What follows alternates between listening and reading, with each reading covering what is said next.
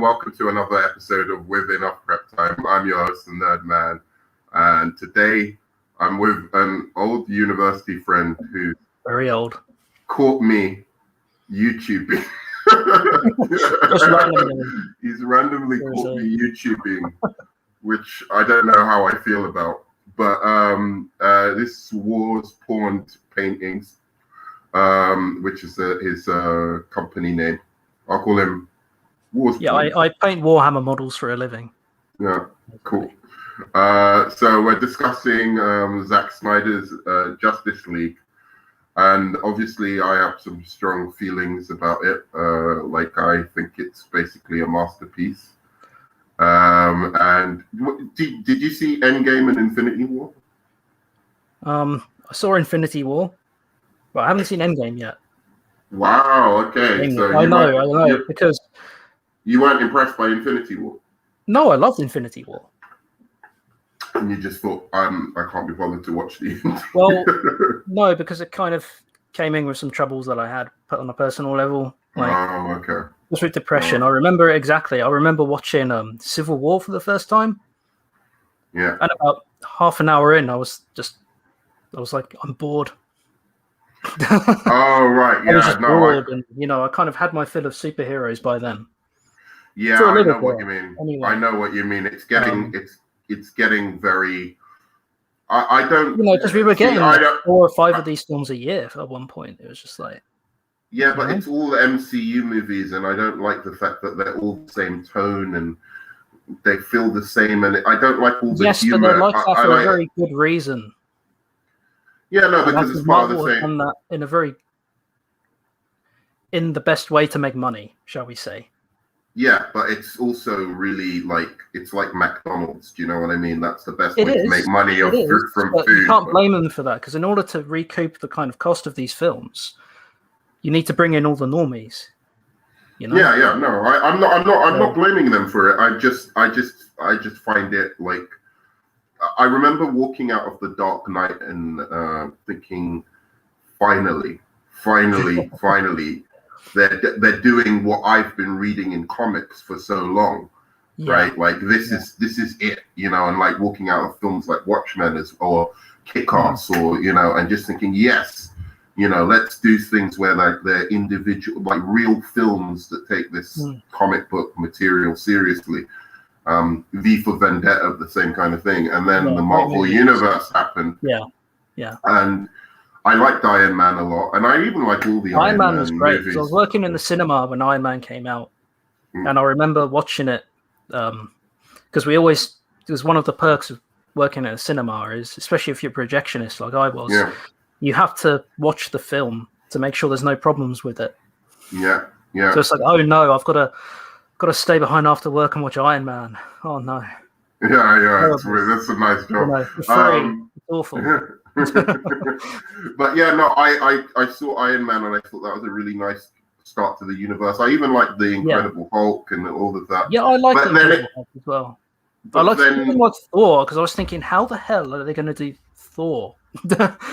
Yeah, how but are they going to do that? Then they just made it. They made all the characters, to me, start being very similar in the sense of it was all kind of, one-liners, jokes, they have to be likable, Yeah, but I didn't find it necessary. I know a lot of people find it likable, but I just find it a little bit silly. Whereas with Iron Man, it suits that character, but when it's Thor, and he's making Robert Downey Jr. trying to be casting as well. Yeah. And Captain America, I like that one. I love that. I love the first Captain America movie, and Winter Soldier to me is the perfect action film. Yeah, I like that because it's a bit more serious. Captain America films have just been the one franchise in the Marvel where they don't feel the need to, always undercut like the story or what's happening with like a quick joke or something supposedly funny. And it just cuts all the drama and the stakes out of what you're seeing if like somebody's fighting a character and is constantly coming up with wisecracks and I mean it works for Spider-Man and it works for I get it. Iron Man, but like for certain characters, it just became like I'm watching the same film over and over again. I'm watching an inferior. I've recently rewatched most of the Marvel films up until Infinity War. Yeah, and I feel the same way. Avengers was amazing as well. I really like the first Avengers film. Yeah, as well. Avengers was really cool. But let's talk about Zack Snyder's Justice League. So, what were your impressions? What do you think? I really liked it, but I still had some problems with it. And this is coming from someone who's, I don't know, I call myself a bit of a normie plus when it comes to, DC. I've never been into the comics. I'm more of a Batman fan just through films. I remember seeing Tim Burton's Batman when I was probably about 7 or 8 years old. Yeah, great film. I like Batman Returns more though. Batman Returns is a great movie. Yeah. Fantastic. I love it. You'll love Shazam then. It's very it's Christmassy. Same kind of. Well, it's not really the same, but it's again, I've put certain films off because I just feel general Hollywood and entertainment has gone down the hill significantly. And I just want to keep certain things away. You're right. When I feel the time is right, You're right. Because I'm running out, especially since COVID hit, we've had no production whatsoever. I mean, Wonder Woman 84 was terrible. It was absolutely outrageous, wasn't it? Shocking. It was so shockingly bad. Pedro Pascal was the best thing in that movie. I didn't even like him. I honestly didn't. He was the best thing in it. I kind of didn't think of as a villain. It was such a shame. I was really looking forward to it. Yeah, I thought the first one was really good. And even the idea of, because I heard it was going to be a bit more kind of Richard Donner-esque. And I was thinking, yes, that's what we need right now. That's what people need right now. They need to give it just a good bit of entertainment fun. An uncynical superhero movie. Yeah, I think she tried to go for doing a kind of Linda Carter style Wonder Woman, but now, the 70s Wonder Woman, but done now.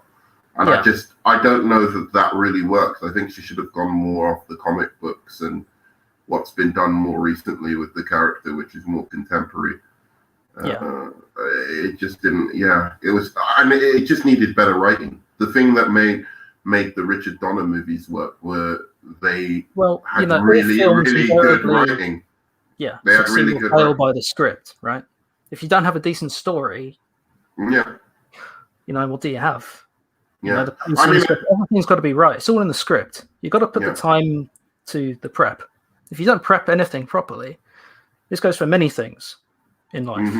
If you don't, I don't know. Do you think they did a table read of that script? Because I can't imagine that they seriously did a table read Wonder Woman basically rapes that guy. Anybody saying, "Do you have a problem with this?" And let's not forget Wonder Woman. She's meant to be a strong, independent woman. Yeah. Yet she needs that Steve. Yeah. She's got to have that Steve. She's got to have that Chris Pine. Right, exactly. And it's just come on. And after 50, 60 years, I'm supposed to assume. I think the problem was he so amazing she couldn't get over him or meet anyone else? I think the problem structurally with the Wonder Woman movies was setting it. Hey, how's it going? Superman always wearing a black suit. I can't show. This is one of my subscribers. I think the problem was structurally the way they set it as a franchise was really, really stupid. Yeah, I mean it's all Warner Brothers. I mean, no.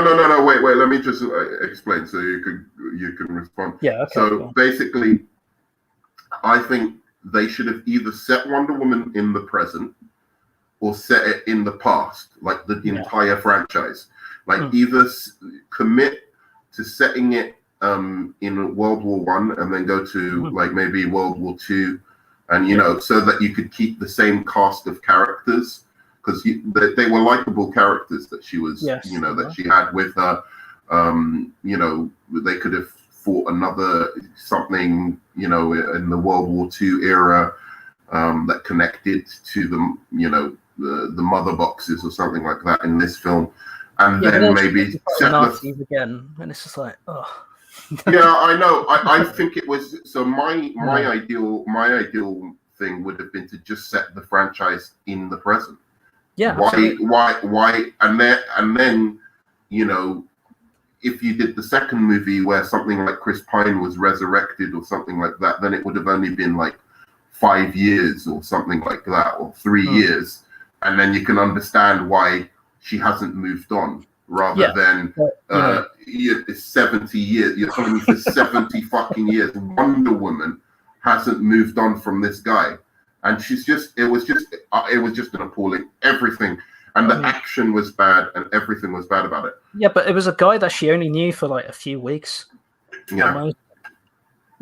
Well, I mean, there must have been quite a lot of passion they had. Must have been. Right. It was Chris Pine, to be fair. It was Chris Pine. Fair, yeah.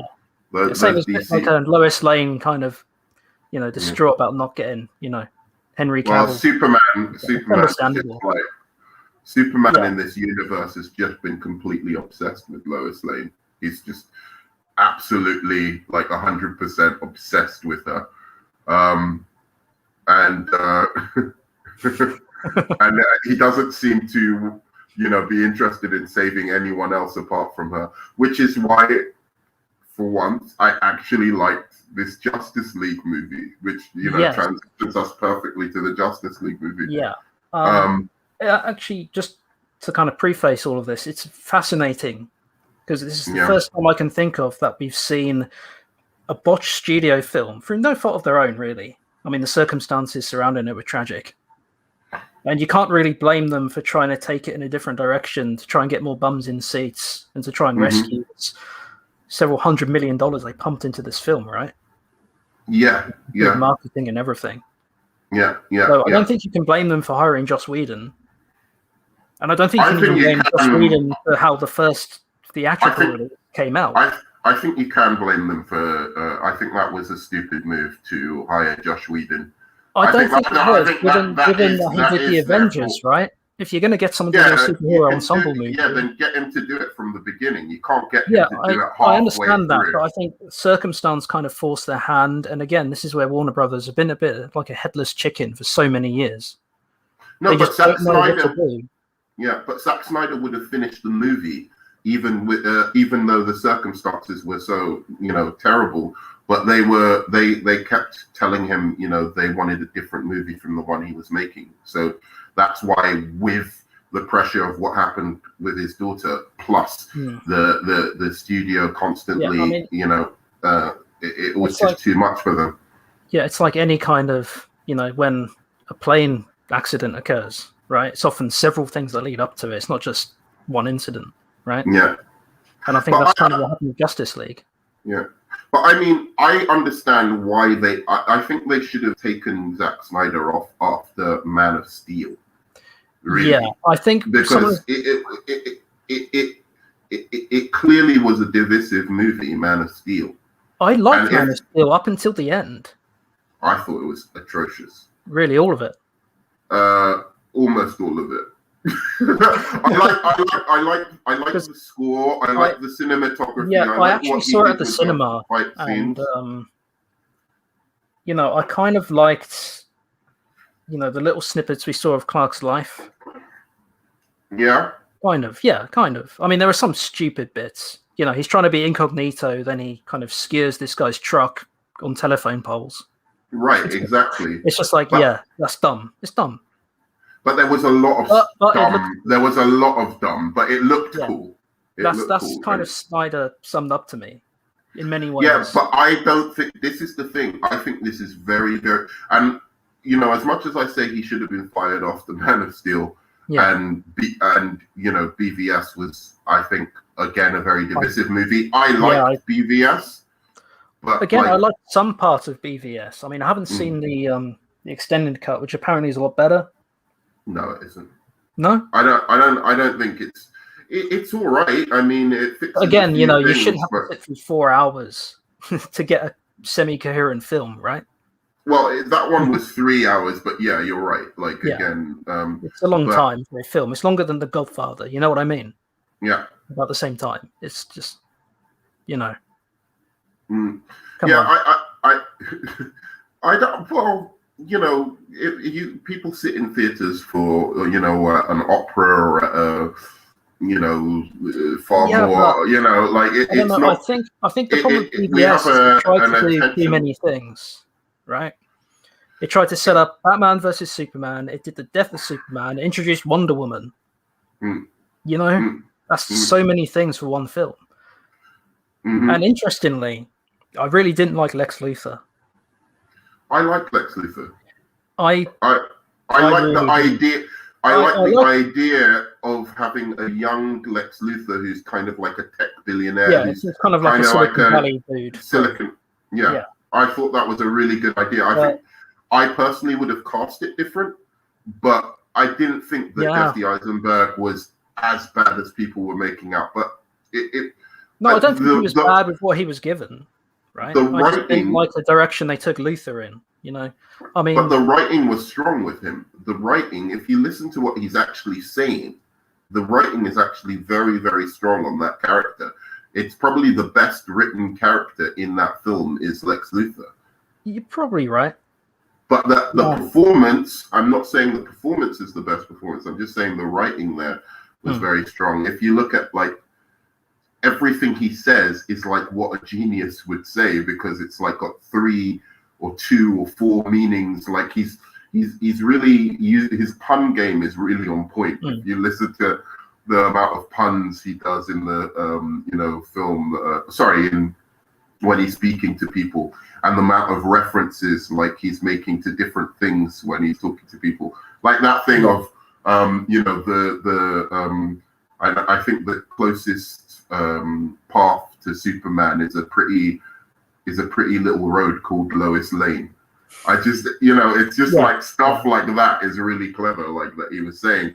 But again, the performance was so bombastic by Jesse Eisenberg that I think that didn't quite work. But again, that was David Goyer wrote Man of Steel, and he's all over the shop though. Everything I don't like about Man of Steel, I now think about it, is not Zack Snyder. It's David Goyer. I think someone like Zack Snyder, who's, I think most people can agree, is very visually seductive. Yes. At least, like, I mean, there are several times in Justice League where I could just pause it and it's just beautiful.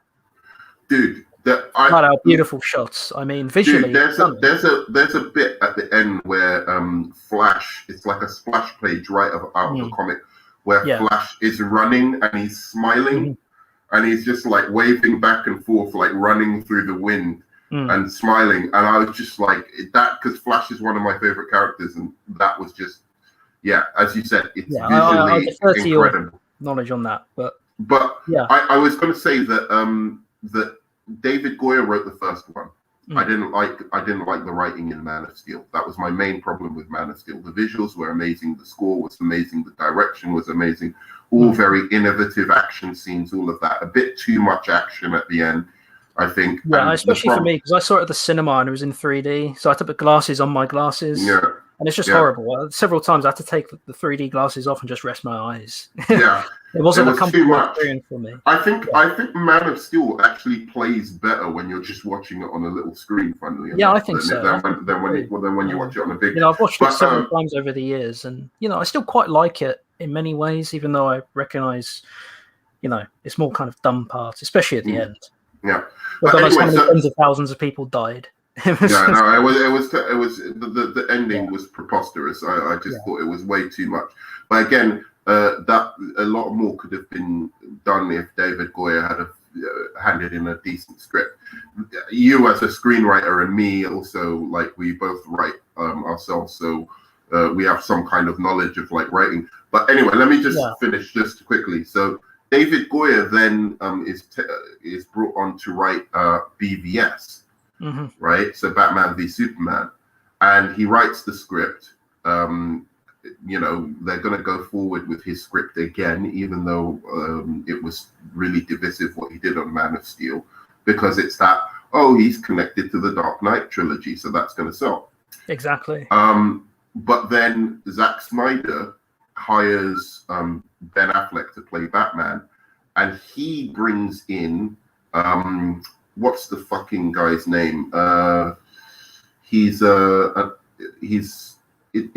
basically brings in the writer from one of his Oscar-nominated movies, and he says like he wants to rewrite the script because the script was probably trash. Probably. It was David Goyer, and so this guy writes over the script.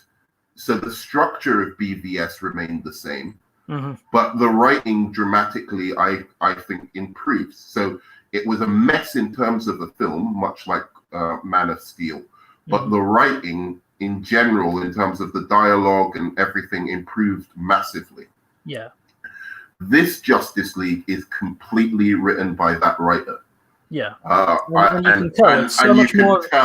It's such more of a consistent film than the theatrical release. I mean, what we've seen though is something unprecedented. What we've seen is you can see Snyder's parts from the theatrical release, and you can see the parts Joss Whedon did clearly.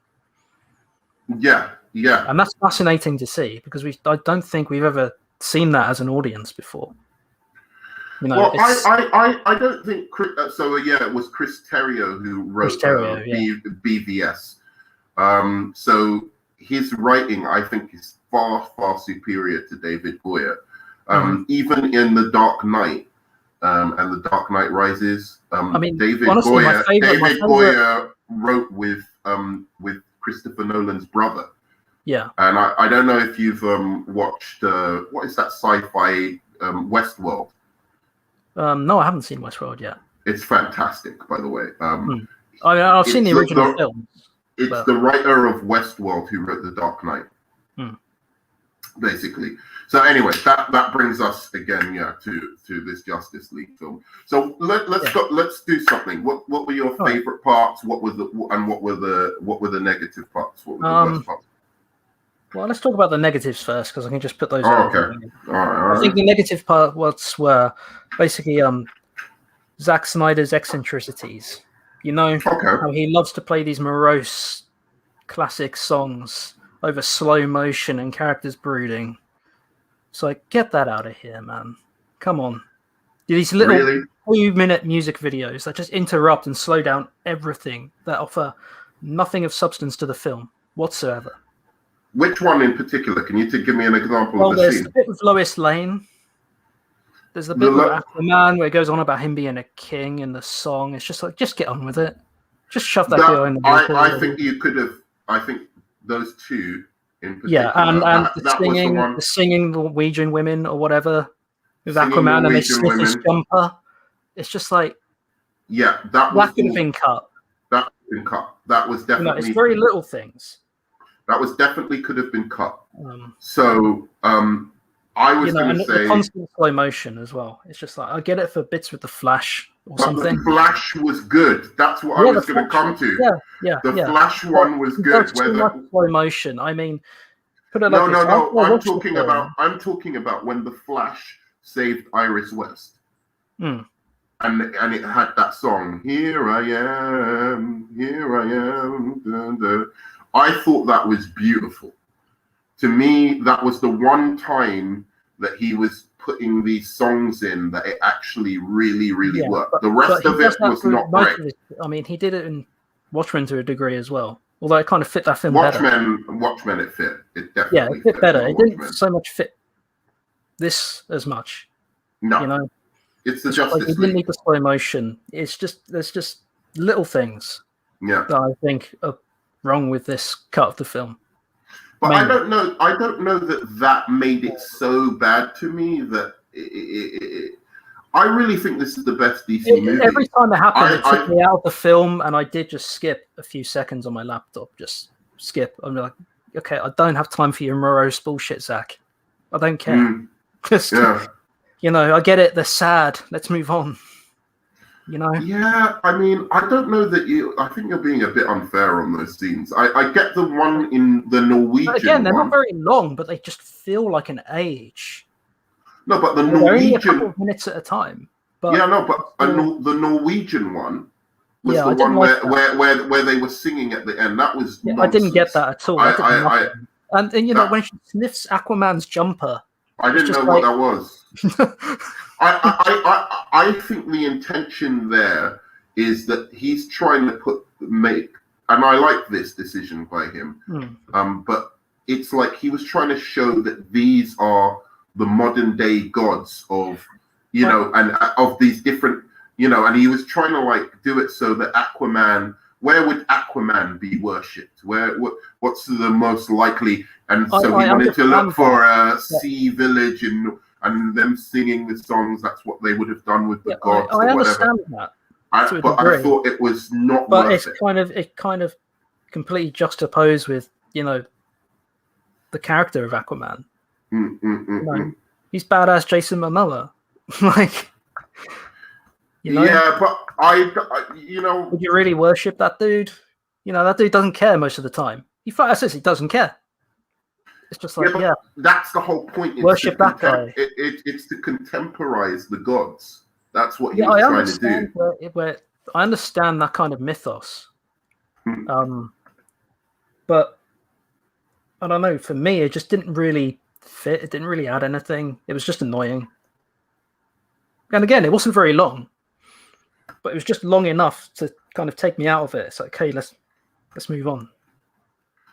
Okay, all right. So so that was bad, and I agree with it. But I do think that the one with Flash really, really worked for me. I don't know if that worked for you, but that one where he saved Iris West, I thought was really beautifully done. So again, for me, that wasn't Iris West. That was just some woman, right? Oh, you didn't know it was Iris West? No, because remember, I'm coming at this perspective from someone who's pretty much a normie plus. Like, I'm more aware than most normies would be, but I'm not super invested in it, right? Yeah. I think a lot of people, a lot of mega fans, a lot of people who know their DC lore are often, I wouldn't say guilty, that's not the right word, but they often project characters and their knowledge of characters onto what's happening in a film. Right? I'm saying that if you see this as a film, it's just like that character has no significance to me. I'm interested in what you think of this. From Kay Bailey Jones says, I find the women of the Snyderverse difficult to connect to, sniffing jumpers and heaving breasts, or depressed and only there for a plot dump. Unless you're Wonder Woman, who seems to like to smash. What do you mean smash? Do you mean like smash things or sexually? I don't understand. I don't know what you mean by that. Well, honestly, if I had Wonder Woman's body, probably both. Yeah. But yeah. What do you make of that? Like, I don't. Again, I think the trouble with the whole DCEU is the inconsistency, right? They clearly didn't have comment on that. Comment on that, on the women thing that he's talking about. Smash heads. Okay. So comment on what he was saying about the women in this movie, like, for instance. Well, especially in this movie. I mean, who do you have? Like Lois Lane, who's barely in it. Martha Kent, who's even barely in it because half the time she's Martian Manhunter. I was really annoyed by that scene. Right? I thought, why do that? Yeah.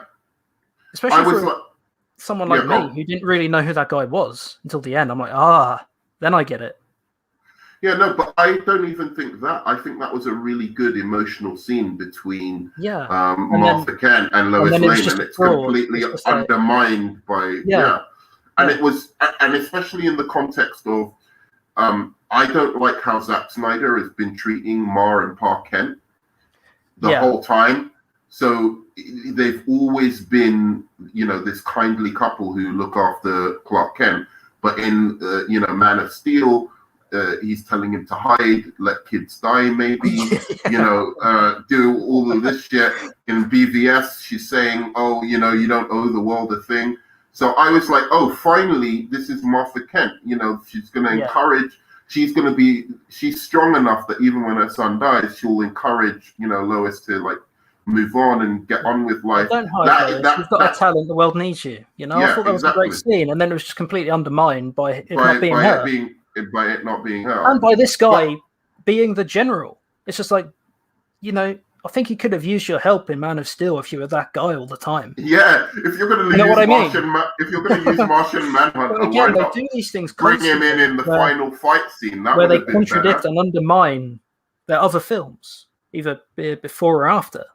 No, but don't you think Martian Manhunter would have been much better used in the fight scene right at the end? Like maybe, Steppenwolf was getting the upper hand on Superman, and they needed somebody to split the mother boxes, and then in comes Martian Manhunter to but Steppenwolf getting the upper hand on Superman. It's just no.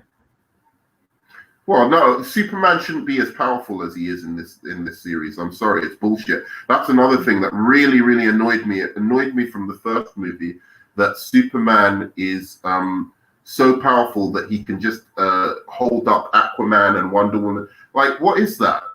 Like, he's just, if it was a woman doing that, like in the Marvel universe, the MCU, right? And it was Captain Marvel doing that to all of the Avengers. No, wait. If it was Captain Marvel doing that to all of the Avengers, everyone would be complaining, oh, she's a Mary Sue, blah, blah, blah. But because it's Superman, it's all right. Wonder Woman is always in the comics, and in, especially Wonder Woman is in the comics. She's supposed to be and was written as she isn't equal to Superman, obviously. But I'm saying in terms of her skill set, she's supposed to be able to give Superman a good fight. And in these times, especially, where we're in a generation where, I think women want to see like a powerful woman, really powerful woman on film, and it would be something that they could relate to. Make her so powerful that she is a Mary Sue, like we saw with how's being able to fight Superman being a Mary Sue. No, I didn't say that. Okay, so that's my point. Yeah. So, I just think it was a weaker scene. Think about the Avengers. So Iron Man fights Thor, right? Yeah. And Captain America fights Iron Man. It's not necessarily, you think, well, there's a bit of a power difference there. But Superman by himself can take on the whole of the fucking Justice League. But the whole point of the film, though, it was to bring Superman back because that was their only chance, basically. The way they saw it. I don't think that should have been the point of the film. That's what I don't like. Well, that's what a whole lot of this film hinged on. I don't think it should have been that. But it was. I understand that. I understand what that's trying to set up. Yeah. But what I'm saying is that you still could have done something where, okay, so there's a whole army of parademons and Steppenwolf, right? Okay, that can be a bit too much for Wonder Woman and Aquaman, because basically Wonder Woman and Aquaman would be the only ones who could probably, obviously Flash could help, but Batman is not going to be doing much against that, and Cyborg probably isn't going to be doing much against the whole army of those guys. So you still could have kept Wonder Woman very powerful, but we need Superman as well, because otherwise, with this army of parademons, Steppenwolf is a bit too much, because she can fight Steppenwolf, but then a bunch of parademons come and attack her. You could have done something like that, and then when Superman comes back, have the fight. Superman still wins. I'm not saying Superman doesn't win, but to just take them out like they're little children or something to him, I just thought it was. I thought it was a weak choice. I think they missed an opportunity to have that. That Thor versus Iron Man fight, right? In the Avengers, that was exciting. Like it was great. It didn't last long either, but but it was good. It was fun. Yeah. It was a fun little moment. Let's see what they have to say. So, I will say I'm happy for the fans. I think DC suffer from a demographics issue. Their verse is suited to 15R rated, but they want the PG dollar. Yeah, absolutely. I agree with that. I do think it was a big win, not only for fans, but for Zack Snyder himself as well. I mean, how often do you see someone get to revisit a film that's been you never do. You never do. This is the first time you've seen it. Not for years and years later. Yeah. And I have to admit, I was wrong as well. Like, because I didn't want the Snyder cut, because I was kind of like, I'm just fed up with what he's doing with specifically Superman. But like, I just thought the aesthetic was too. I don't think he was doing what he thinks he was doing. Right? Like, I thought that Nolan did it much better up until this movie. I think Nolan, when he basically thought, what would it mean for Batman to be in the real world? What would that look like? Yeah. And what would his supporting cast look like? And he really cleverly weaved it in so you realistically believe, even though it wasn't realistic in the end, because Batman was doing stuff you could never do in the real world. But you kind of were seduced into that kind of world where you believe that, hey, maybe Batman could exist. Now, obviously, with the Justice League, that's a little bit different. But you still could have done it where you grounded something like Superman, like, it's an alien who comes to this earth and, whatever. So what would that look like, right? And take the features of Superman. But it seemed to me that he, instead of doing what Nolan did, which was bring Batman, like with the core characteristics of Batman, into the real world, he changed Superman to fit in the real world. So he made Superman jaded and cynical, and I didn't like that about I thought BVS was just a very dour film, especially. And what kind of normal cinema goer wants to see that? You want to go and see Superman be Superman. Yeah. Right. Exactly. But in this film, he was Superman. Yeah, but for only a few minutes. No, but I liked it. I liked him. My favorite scenes of him wasn't the action scenes. It was him just in on the Kent farm. Yeah. Talking to his mum, and I really liked it. And I was going to say, like, certain choices that Zack Snyder made in this were really fucking, to me, very clever. I think he finally did. He was like, okay, what would happen if Flash or Aquaman existed in the real world, right? So, for instance, like when Flash is saving Iris West, instead of just, like what Quicksilver would do in the X-Men movies, which is he just race, grab a person, and then, take them. Flash realized he was moving so fast that if he had have grabbed her, he would have just burnt her up and, basically killed her, right? Yeah. If he had have just grabbed her out of it. So he had to carefully maneuver her down so that, he could deal with the science of what he was actually, doing physically. I thought that was brilliant. I thought the Aquaman stuff where it was like, I thought this was stupid when I heard about it with the air bubbles. But what they were actually doing when the water was around them is that they were communicating, but they were communicating in kind of, I suppose it's echolocation, what dolphins communicate in, like kind of stuff. And I thought, actually, that's pretty smart. That is what would happen if you had like people living under the sea. And obviously, this waterbender could, open it up so that they can actually speak normally. Yeah. Well, that's for our benefit, right? Yeah. I'm sure Atlanteans can speak to each other without making air bubbles all the time. Yes, of course. Yeah, that was for our benefit. Again, it's for our benefit because you couldn't have people speaking normally underwater because it would look stupid, right? Yeah. Yeah. So I get that equivalent. I thought that was clever. I thought a lot of it was really, really smartly done. The only thing I think that Josh improved some areas.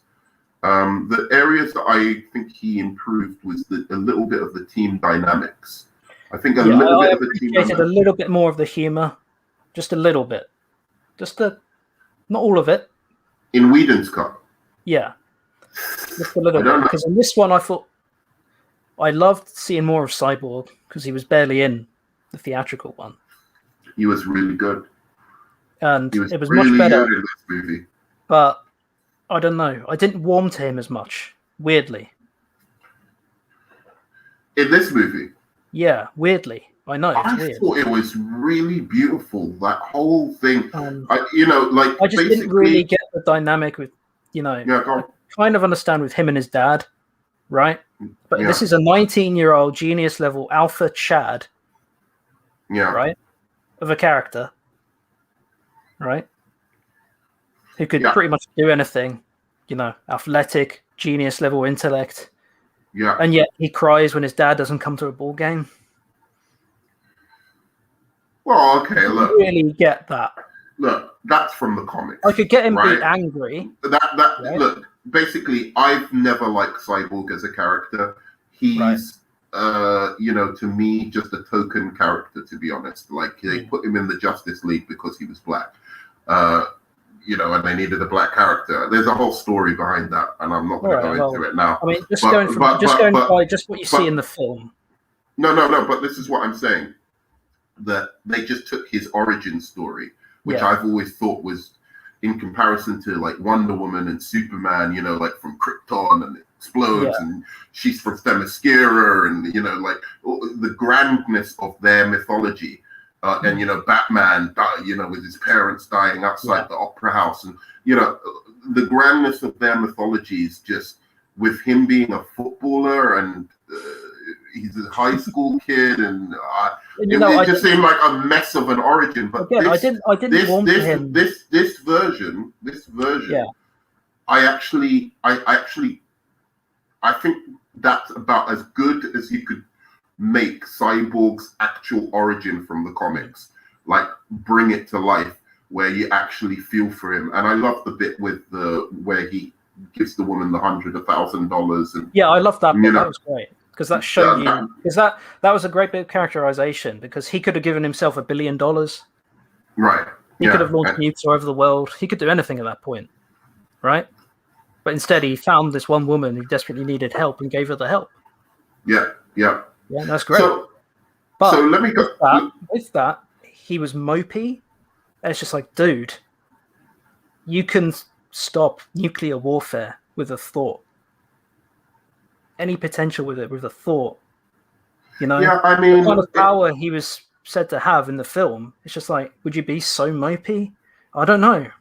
I didn't. He's still a robot, dude. Like, he's still like, he's got his he's basically like a monster to everyone. He can't meet anyone. He's basically been made into like he's dead to the world, like all his friends, and he has to hide in his father's house all day. Yeah, I get it. Of course, he's going to be fucking depressed. As well, so I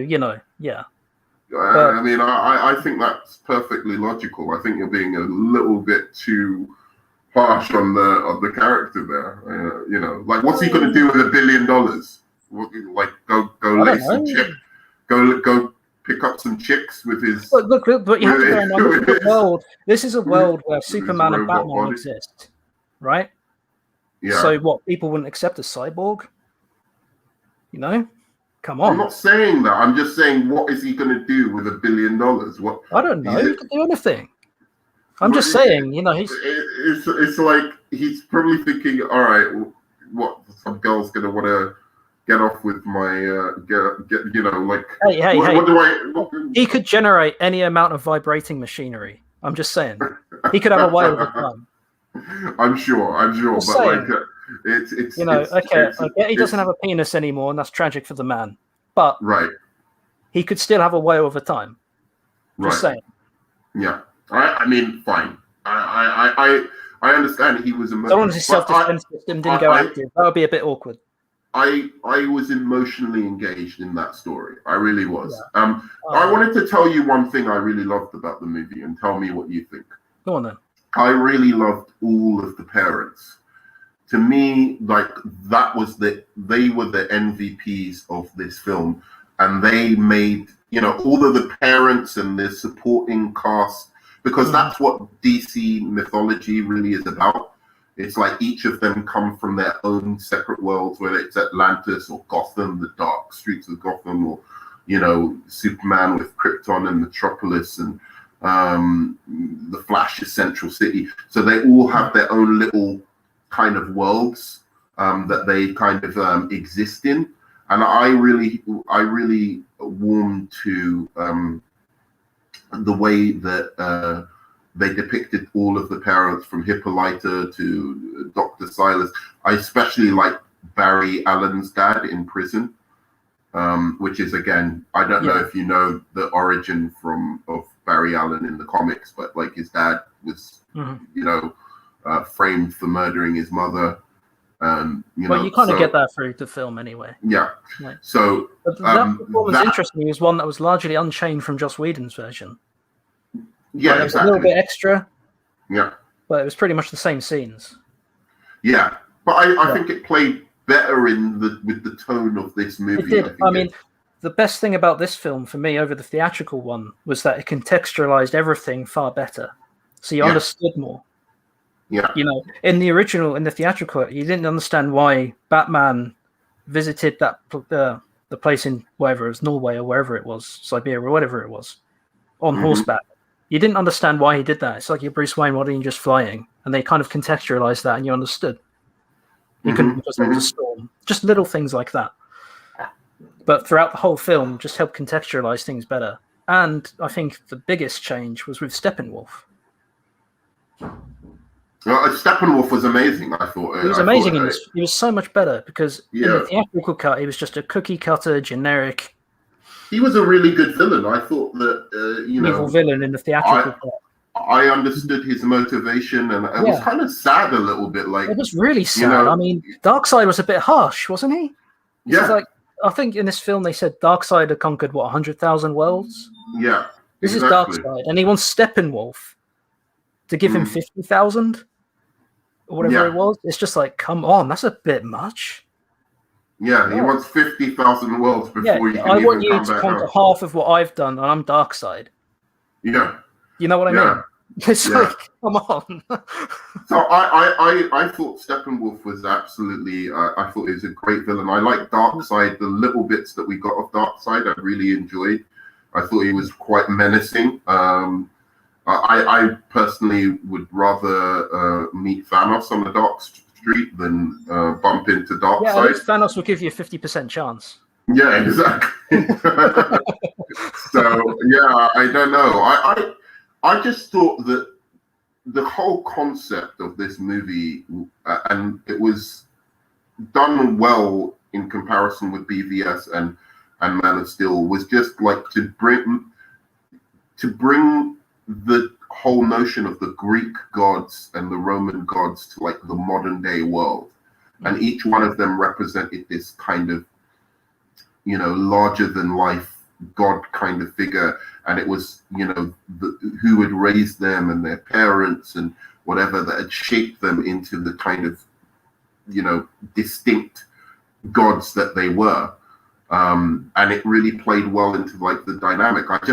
I like that interaction between the several of these very different types of DC characters as well. So I mean, I think it's better than a lot of the Marvel team-up movies, to be honest.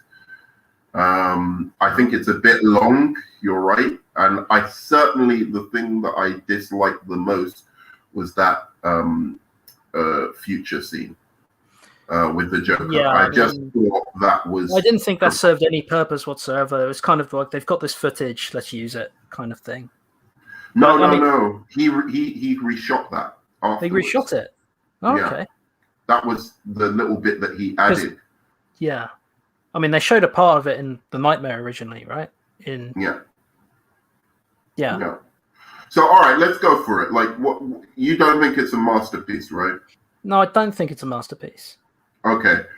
Where would you rank it in terms of comic book movies you've seen? Low, high, middle? if I was to give it a rating out of 10, I'd give it a solid 8. Okay, all right. So we're on the same page then. I would give it about. I don't think it's a 10 out of 10 full-blown masterpiece. I mean, how? I wouldn't say that either. I would say it's a flawed masterpiece, not a 10 out of 10 masterpiece. I think it's just good. It's just damn good. It's not exceptional. I think it's exceptional. I really think it's exceptional. I think it's very, very different. Again, I think the thing is, with Zack Snyder in particular, like I said, he's very visually seductive, right? He draws you in with these visuals. But if you dig a little deeper, No, I was happy to see Darkseid in this film, but he was a generic villain who wanted to conquer crap again and tread on the bones of people. No, but Steppenwolf was the villain, and Steppenwolf, as we saw, was a layered villain. Yeah, Steppenwolf was great, but Darkseid himself. Yeah, but Darkseid wasn't. We don't know what Darkseid's about yet. That's for a future. Yeah, but we don't know why or what the history or anything. Like really, like you need to give him a chance to develop first before you can. Like the villain of this movie was Steppenwolf, really. Like that was who they were facing, and he had depth. He was so much better. Reason. He's better than 90% of Marvel villains, and probably best villain in the DCEU. I mean, he's not as good as Joker, but he's definitely. I'm talking about Joker in the not Jared Nolan. Yeah. Or even Joaquin Phoenix is better as well, but but in terms of the DCEU, he's the best villain easily. I don't even think you can argue that. I can't, off the top of I can't argue against that either. And I'm so happy that they were able to turn him around, especially because any good superhero movie, you need a good villain. Yeah, you just otherwise there's no counterpoint. I thought he was a really good villain, and I liked all of the team of the Justice League as well. I think Batman could have been given a little bit more to do than just be the recruiting guy. Yeah, but at the end of the day, Batman is only human still. He's great at fighting other humans, but he wouldn't last long against Steppenwolf. No, of course not against Steppenwolf, but I expected them to mix it up a little bit more with the parademons and be a bit more effective against the parademons. And have a little bit more. Like I didn't like him just shooting. Well, instead of just shooting them constantly. Yeah, shooting the energy weapon. I thought he would have his own. Yeah, gadget. The first time he meets the parademon, he gets his ass kicked. Yeah, which I didn't mind. I didn't mind that. That shows that he's the human one. But I wanted him to be using his own gadgets. Yeah, you know what I mean? I did miss the gadgets. I mean, the grappling hook a few times. That was about it. Yeah, the Batmobile was cool when he was doing the Batmobile stuff, but apart from that, I just didn't. I think the rest of the Justice League needed to be a lot more effective. Personally, I like the Flash. Oh my god, every Flash speedster scene was fucking masterful. That's one thing I'll say. Why I put this as a masterpiece. The main reason is the visual language in which Zack Snyder expressed superhero powers. Is the best I've ever seen in any superhero movie. The visual language in which he expressed the Flash's powers, he did it in all kinds of different ways, rather than just having bullet time. There was different, methods of expressing, and when he went into the Speed Force, I was just that was really good. So the Flash was done perfectly, and but the rest of the team, I thought, I wanted to see Wonder Woman go through about 20, 30 parademons, just beating them up, and giving Steppenwolf. I don't mind Steppenwolf, beating her in terms of using the parademons to harass her or whatever. While he's fighting her. But it would have been nice for her to have a little bit more of an equality in terms of fighting him. And then Superman comes along and, you know, does his Superman shit. That for me would have been to show that you do need the Justice League. It's not like we just have to get Superman back and then he can sort out everything for us. There was that one kind of Avengers-esque, Age of Ultron-esque shot when they were all together. It was very similar to the one in Ultron. Yeah. And remember towards the end where they're all kind of leaping through the air and they're all in the frame together. Yeah. There was that one shot which was very similar. Oh, with the Batmobile and yeah. That was cool. That was cool. I mean, look, that's really it. Like, I want to leave it at, like, so it doesn't go too long. But we'll talk further, like, after this. But final. So I would give it an 8 out of 10 as well. Yeah, I think it's an 8 out of 10 as well for me. And again, this is someone who's not super invested in the comics. This is coming from a normie kind of plus perspective. Yeah. So I mean, I like it more than The Dark Knight, but I don't think it's as, you know, as slick and oiled a machine as The Dark Knight. Well, it doesn't have that kind of key thing which The Dark Knight had, which was Heath Ledger's performance, right? Oh, but all the performers were really good. Yeah, they were really good. I mean, without Heath Ledger's Joker, you know, I mean, you could say that about many roles, but, you know, I think that was the key thing. Because my favorite Nolan film is actually Batman Begins. Yeah, mine as well. Mine is actually Batman Begins. Let's talk about that after the stream. Yeah. But I was going to say that there's still so many flaws in it that I can't put it at that. But I think the heights of this movie are much, much bigger to me than The Dark Knight. Yeah. They're much, much, you know, like that, as I said, that Flash scene where he's running in the Speed Force is better than anything in the Dark Knight movies. It's better than anything in Batman Begins to me. It's one of the best comic book scenes I've ever seen, to be honest. So I just think the creativity of that. I am British. We're both British. Bruce Wayne. And I'm afraid so. Yeah, loved Ray Fisher. I loved Ray Fisher in this as well. I thought he was fantastic. Yeah, I'm glad he got more screen time. Hope he has a good career. I hope he has a good career as well, given like the circumstances.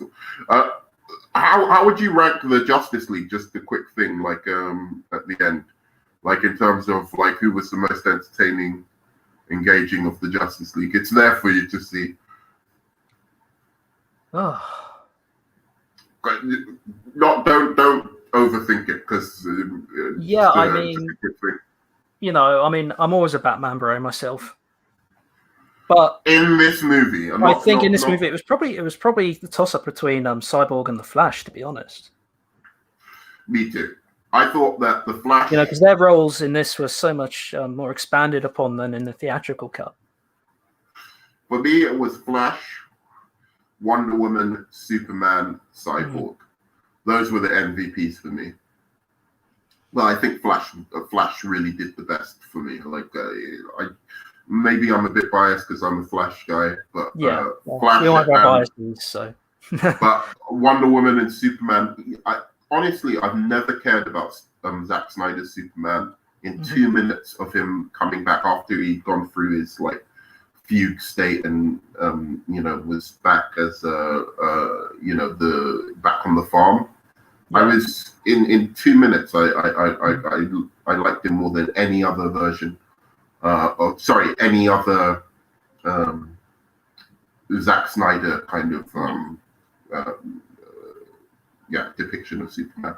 But anyway, thanks so much for joining us. See you on the flip side. And do you think they should restore the Snyderverse? I think they should let Snyder do Justice League 2, but I don't. I think they should tell him not to do the Nightmare scene. I think we've only just got the Justice League together. Again, I think the trouble is, I think Snyder wanted to go for the Injustice storyline.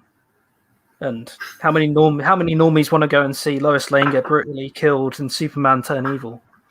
I think it's a really bad idea. I think I think that would be a terrible idea. It's great for a beat 'em up game, you know. I mean, we've already just done Batman v Superman. Yeah, but again, I think that was always the direction this storyline was going to go. Yeah. So yeah. Well, but the thing is, it's going to be setting up that nightmare world. So Bruce Wayne says the nightmare world would be in Justice League 3. And I think that's too soon. I think Justice League 3 is even too soon. And number 2 is going to be setting that up. But Flash, I mean, maybe we'll never know. I don't know. No, but let's stay with this for just a moment, because I was going to say that the nightmare world is going to be set up in Justice League 2. So what they're going to be doing is you're going to have Wonder Woman and Harley Quinn and Lois Lane killed, so as to forward the journey of 3 male characters, the conflict of 3 male characters. Yeah, that's. And you think that's a good idea in this modern context? That would happen. Like 2 of the most popular female characters, basically, Wonder Woman and Harley Quinn in the DCEU, being killed to further the conflict of Bruce Wayne and Superman and the Joker. That would never happen. That would never happen. It might do if they're stupid enough to go along with it. I mean, I would. It would happen for obvious political reasons at this point. You think that, but I'm saying they would wait for them to do it and then they'd criticize the shit out of it. Yeah. They'll be like, oh yeah, we want the Snyderverse to continue, blah, blah, blah. And they'll be all along with it. And they're not thinking about it until you visually see it. And then you think, holy shit, what has he done? And I just think he should really take time, like a few years to really think this story out. Well, I think the implications of it. I don't think Hollywood is going to be in a position in the next year or so. I don't think the audience is going to be there. But what I was going to say is that if I was Warner Brothers, if there's anyone smart at Warner Brothers at all, which probably there isn't, I would take the Tower of Babel story to Zack Snyder and say, start with that. Don't be the architect of the whole universe. Just bring us something. Go you and Chris Terrio and get whatever other screenwriter you want to get with it, and see if you can come back and give us a good pitch for adapting the Tower of Babel. I don't know if you know the Tower of Babel storyline. No. So Snyder's clearly a Batman fanboy. He loves his Batman, right? Yeah, I'm just sad we're never going to see the Ben Affleck Batman film, because I think that could have been really good. I'm happy. I'm really happy. Yeah. You're happy about that? I like the Batman that is coming out. Well, we'll talk about the Batman that's filming right now. Yeah, I think that's a much better idea. I think, if anything, I really wish they were doing the Rick Fumiyawa Flash movie, but that's another. But let me explain the Tower of Babel to you. So the Tower of Babel, yeah, exactly. Bruce Wayne says the Tower of Babel would be sick. It's basically a story in which Batman, realizing how powerful the Justice League are, decides to create a bunch of contingency plans to neutralize each one of them. And so one of his villains, like say, or Lex Luthor or somebody, it depends on, there's different versions of the story, but like in the original it was Ra's al Ghul, but in other versions it's other villains. But this one could be Lex Luthor, say, for instance, does it. They steal his plans to neutralize the Justice League, and then each one of them gets neutralized, including Bruce Wayne. And then Batman has to get out he's figured out that his plans has been stolen, and he has to get each one of the Justice League back, so as to, you know, to take on the guys who who unleashed his plans on the Justice League. Basically, I think that's a much better place to start. You know, because you've just got this Justice League together, and it will be his kind of thing, because he loves to, you know, he loves his Batman, right? Like, so that's why he's got Batman in the Nightmare universe, like, and he's making Justice League 2 into a Batman movie instead of a Justice League movie. I think it's just a much better idea of to use his love of Batman to. What do you think of that as a storyline instead of the Nightmare going? I mean, again, I don't know all the ins and outs of it, but it sounds okay. But I mean, what would his motivation be for the contingency plan anyway? Just because they're powerful? Does he think Wonder Woman's just going to turncoat and, you know? Well, it depends. You'd have to set that up that maybe they've been doing this for a couple of years now. The government are paranoid about them, you know. Something happened where they did something. Where probably Marvel got it right with the Avengers, right? I think it was kind of political pressure. Yeah, exactly. You know, it was outside pressure, not from within. They trusted themselves, but you know, to a degree, anyway. And that's the kind. Well, and also remember that Batman. They could use the fact that Batman's been having all these nightmares about a future world where Superman has taken over. Maybe they can add, you know, Wonder Woman to that as well. Like he's having like these premonitions of Wonder Woman and Superman taking over, you know, the planet. So then he comes up with these contingency plans to neutralize them. And you know what we'll find out in number 3 or something is that it wasn't actually this world's Batman and Superman and Wonder Woman who've taken over. He's thinking of a alternate world one, and they have to stop them, like the Injustice League for number 3. I don't know, something like that. I'm just spitballing. I have to agree with Bruce Wayne here. I think a Batfleck film would have been really good. Personally, I think it could have been amazing. I'm not saying it couldn't have been amazing. I'm just saying that I don't like that. He knows how to tell a story. We forget he's got. But so does Matt Reeves. I mean, I think. Yeah, it's true. I'm looking forward to the Batman. I just don't know how much. You know, I'd hate to think how much, you know, COVID has disrupted it. You know. Well, yeah, true, but like, I think it will be fine. I think it will be fine. I hope it will be fine. I hope that it, you know, it's not been too derailed. Basically, the reason why I like the Batman idea more than Ben Affleck's idea is that, you know, in his one, I think Bane was the least interesting villain for me in the Nolan trilogy. Yeah, I didn't really like the Dark Knight Rises. Yeah, I didn't really like it much. And I don't like when Batman is taking on just physical threats. I like it when they update like characters like the Riddler, like Ra's al Ghul, like, you know, Scarecrow, Penguin. I like those villains a lot more for Batman, where he's got to outthink them rather than, you know, just physically be dealing with like just a big Batman martial arts movie. Detective Batman, you know what I mean? Yeah, and that's what the Riddler presents for him, and that's why I think this Matt Reeves idea is just much better to me, like an updated Riddler. Have you seen the recent fan film from Bat in the Sun? I think I have, yeah. Where it's the Joker in prison or whatever. Yeah. I didn't like it. I thought it was alright. It was alright. It was just like more. I have a problem because Batman's one of my favorite heroes. But at the same time, I have a problem with all the Batman obsession. I think DC has many different great characters, and it's Batman fanboyism that I think is a real problem sometimes with the DCEU. But it's still Batman. In its direction. I know, he's cool. I mean, he's amazing. And I think what they're doing with the Batman, that's what they should be doing with Batman. Yeah.